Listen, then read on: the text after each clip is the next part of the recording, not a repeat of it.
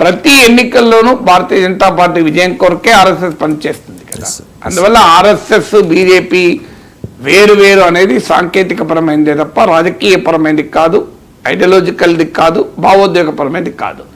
అందువల్ల కేజ్రీవాల్ బీజేపీని టార్గెట్ చేసే క్రమంలో ఆర్ఎస్ఎస్కు లేఖ రాయడం ద్వారా బీజేపీ ఆర్ఎస్ఎస్ బంధం ప్రపంచానికి తెలిసిన బంధమే, ఇందులో ఏమీ రహస్యం లేదు. మీకు ఆర్ఎస్ఎస్తో సమన్వయ సమావేశాలు బీజేపీ వాళ్ళు ఎందుకు ఏర్పాటు చేస్తారు, బీజేపీలో సంఘటన కార్యదర్శి ఆర్ఎస్ఎస్ నుంచే వస్తారు, అందరికీ తెలిసిన విషయమే. అయితే డే టు డే ప్రాక్టికల్ పాలిటిక్స్లో ఆర్ఎస్ఎస్ ఇన్వాల్వ్ కాకపోవచ్చు. బీజేపీకి ఆ రకమైన ఆపరేషనల్ అటానమీ ఉండొచ్చు.